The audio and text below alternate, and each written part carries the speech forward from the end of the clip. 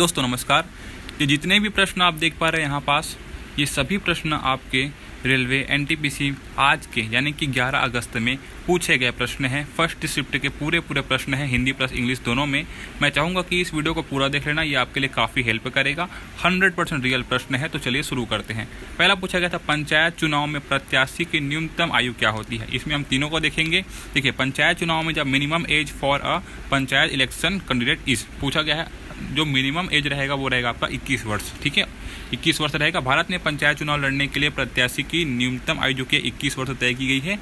यह आयु सीमा उम्मीदवार की परिपक्वता स्तर और प्रशासनिक जिम्मेदारी निभाने की क्षमता को सुनिश्चित करती है। क्लियर है यहाँ तक? यहाँ पास इंग्लिश में भी देख सकते हैं आप, है ना।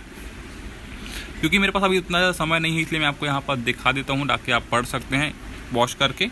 ठीक है, चलिए अगला देख सकते हैं। राज्य विधानसभा के सदस्य बनने की न्यूनतम आयु क्या है। ये एक्स्ट्रा फैक्ट में याद रखेंगे आपकी। Minimum age to become a member of state legislative assembly is कितना है। विधानसभा के सदस्य बनने का जो न्यूनतम एज है वो 25 वर्ष है। ठीक है, 25 वर्ष याद रखेंगे। विधानसभा के सदस्य के लिए न्यूनतम आयु 25 वर्ष है। यह आयु सीमा अधिक परिपक्वता और राजनीतिक अनुभव की आवश्यकता को दर्शाता है। ठीक है, यहाँ पर देख सकते हैं the minimum age to become a member of a state legislative assembly in India is 25 year. This requirement reflects the need for greater maturity and political understanding. Clear है यहाँ तक? चलो अब एक और इसमें याद रखेंगे कि राज्य विधान परिषद, अब विधान परिषद के सदस्य बनने के लिए जो न्यूनतम आयु रहेगी, minimum age to become a member of the state legislative council, क्या रखेंगे 30 वर्ष। मिनिमम एज रहेगी 30 वर्ष। पूरा मैं आपको क्लियर कर दिया हूँ, यहाँ पास तीनों चीज़ें रहेगा। एक्स्ट्रा फैक्ट में पूछेगा, याद रखेंगे। ठीक है, विधान परिषद में सदस्य के लिए न्यूनतम आयु 30 वर्ष है, क्योंकि यह पद उच्च स्तर की नीतिगत समझ और प्रशासनिक अनुभव मांगता है। इंग्लिश में भी आप देख सकते हैं। क्लियर है? ये तीनों चीज़ें कवर कर दिया मैंने। पूछेगा तो पक्का बता देना। ये देखिए, 2025 India citizen security mock drill operation अभ्यास कितने जिलों में आयोजित किया गया। ऑपरेशन अभ्यास की बात करेगा, how many districts was the 2025 India citizen security mock drill operation अभ्यास कंडक्टेड। टोटल 244 जिलों में, टोटल 244 जिलों में यहाँ पर देख सकते हैं आप, आयोजित किया गया था 244 डिस्ट्रिक्ट में। यह मॉक ड्रिल देश में सुरक्षा और आपदा प्रबंधन की तैयारी को परखने के लिए आयोजित की जाती है, जिसमें 244 जिलों में विभिन्न एजेंसियों ने भाग लिया। इंग्लिश में भी देख सकते हैं, this mock drill was conducted to test the preparedness for national security and disaster management involving agency across 244 districts. Clear है? भारत में सबसे बड़े कोयले भंडार वाला राज्य कौन सा है, ये पूछा गया था आपके एग्जाम में। Which state has the largest coal reserves in India. कौन सबसे ज़्यादा कोल रिजर्व करता है, बोलता है, याद रखेंगे झारखंड। झारखंड याद रखेंगे। भारत में कुल कोयला भंडार का लगभग 26% झारखंड में है, जो देश की ऊर्जा और सुरक्षा के लिए महत्वपूर्ण है। ठीक है, इंग्लिश में देख सकते हैं, Jharkhand hold about 26% of India total coals reserves, making it vital for the country energy security. ये देखेंगे 2023-24 में कोयला उत्पादन में अग्रणी राज्य कौन सा है, पूछा गया था। Which state lead in coal production in 23-24। याद रखेंगे छत्तीसगढ़ जो कि है। छत्तीसगढ़ में कोयला उत्पादन के लिए बेहतर खनन अवसंरचना और औद्योगिक गतिविधियां हैं, जिसके कारण यह उत्पादन में शीर्ष पर है। ये देख सकते हैं आप। ठीक है, Chhattisgarh lead in coal production due to its advanced mining infrastructure and strong industrial activity. ठीक है दोस्तों, अपने चैनल को सब्सक्राइब कर लेना। इस चैनल में आपको पूरा एनालिसिस कराऊंगा, हिंदी और इंग्लिश दोनों में। पीडीएफ जो कि है टेलीग्राम चैनल पे मिल जाएगा आपको। टेलीग्राम चैनल का लिंक डिस्क्रिप्शन में मिल जाएगा, जाकर ज्वाइन कर सकते हैं। एक साथ सभी शिफ्ट का मैं डाल दूंगा। 2025 में खेलो इंडिया यूथ गेम्स की मेजबानी किस राज्य ने की, पूछा गया था। Which state hosted the Khelo India youth game 2025। याद रखेंगे बिहार। क्या याद रखेंगे? बिहार। खेलो इंडिया यूथ गेम 2025 का आयोजन बिहार में हुआ, जो देश में खेलों के विकेंद्रीकरण और नई प्रतिभाओं को अवसर देने का प्रतीक है। Bihar hosted the Khelo India Youth Games 2025, symbolising the distranslation of sport and opportunity for emerging talent. ठीक है, ये पूछा गया था भारत नेपाल सीमा की लंबाई कितनी है और कितने राज्यों से लगती है। एक्स्ट्रा फैक्ट में याद भी रखेंगे। What is the length of the India Nepal border and how many state share it. याद रखेंगे 1751 किलोमीटर और 5 राज्य को क्या करती है, सीमा शेयर करती है। ठीक है, 1751 किलोमीटर। देख सकते हैं व्याख्या, अच्छे से याद रखेंगे, गलत नहीं करना भैया। भारत नेपाल सीमा की लंबाई 1751 किलोमीटर है और यह उत्तर प्रदेश, झारखंड, बिहार, सिक्किम और पश्चिम बंगाल से लगती है। The India Nepal border is 7051 kilometre long and run through 5 state, Uttar Pradesh, Uttarakhand, Bihar, Sikkim and west Bengal. Clear है। ये पूछा गया था भारतीय संविधान में केंद्र और राज्यों के शक्तियों का विभाजन किन भागों में वर्णित है? In which part of the Indian Constitution is division of power between the centre and state descripted? पूछा गया था, डिस्क्राइब्ड पूछा गया था। क्या रखेंगे? भाग 11 में स्थित है, भाग 11 और 12 में, पार्ट 11 एंड 12 में ये बात वर्णित है। ठीक है, यहाँ पास व्याख्या देख सकते हैं। भाग 11 में विधायी और कार्यपालिका शक्तियों का विभाजन है, जबकि भाग 12 में वित्तीय संबंधों का विवरण है। ठीक है, part 11 coverage legislative and executive power, while part 12 outline financial relation between the centre and the state. English में भी अच्छे से याद रखेगा ताकि आपको क्या है, इंग्लिश हिंदी दोनों में समझ आए। भारतीय संविधान में सेकुलर शब्द की संविधान संशोधन द्वारा जोड़ा गया था। पूछा गया था which amendment added the term secular to the Indian constitution? याद रखेंगे 42वां संविधान संशोधन 1976 में हुआ था। इसी को मिनी संविधान संशोधन भी कहते हैं। याद में रखेंगे, 50 बार बता चुका हूँ इस चीज़ें को मैं। व्याख्या देख सकते हैं 1976 में आपातकाल के दौरान 42वें संविधान संशोधन में सेकुलर शब्द जो सभी धर्मों के प्रति समान व्यवहार की गारंटी देता है।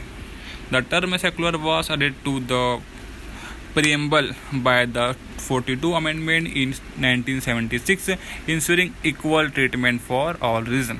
पूछा गया था the full form of the Uday scheme यानी कि UDAY योजना का फुल फॉर्म पूछा गया था। ठीक है, याद रखेंगे, मैं हिंदी और इंग्लिश दोनों में बताऊंगा, आपको PDF मेरे टेलीग्राम चैनल पे मिल जाएगा। ठीक है, तो यहाँ पर देख सकते हैं ये चीज़ें ऑप्शन में लगा सकते हैं। क्या लगाएंगे इसका ऑप्शन?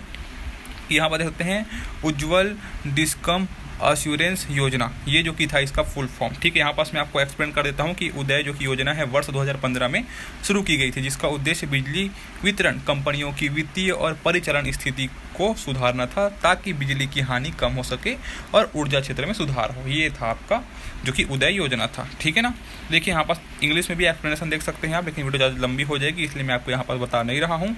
अब वीडियो को पॉज करके भी इसको पढ़ सकते हैं आप, इंग्लिश वाले हो गए तो। ठीक है, चलिए, ये प्रश्न पूछा गया था in which year was the Uday scheme. ये मतलब इसका एक्स्ट्रा फैक्ट है ना, ये मैं आप एक्स्ट्रा फैक्ट में करा रहा हूँ इसको। तो ये योजना जो कि है 2015 में शुरू हुआ था, अभी मैंने बताया था आपको, जो कि यहाँ पर देख सकते हैं। ठीक है, ये अगला प्रश्न पूछा गया था आर्टिकल 243S, ये जो कि है article 243S of the Indian constitution deal with, किससे संबंधित है? पूछा गया था भारतीय संविधान का अनुच्छेद 243S किससे संबंधित है? ये पूछा गया था। क्या याद रखोगे यहाँ पास, जो कि है आपका ward community in urban local bodies, है ना। एक्सप्लेनेशन देख सकते हैं आप कि अनुच्छेद 243S नगर निकायों में वार्ड समितियों के गठन और संरचना से संबंधित है। किससे संबंधित है? वार्ड समितियों के गठन और संरचना से संबंधित है, खासकर उन शहरी क्षेत्रों में जिनकी जनसंख्या 3 लाख से अधिक है।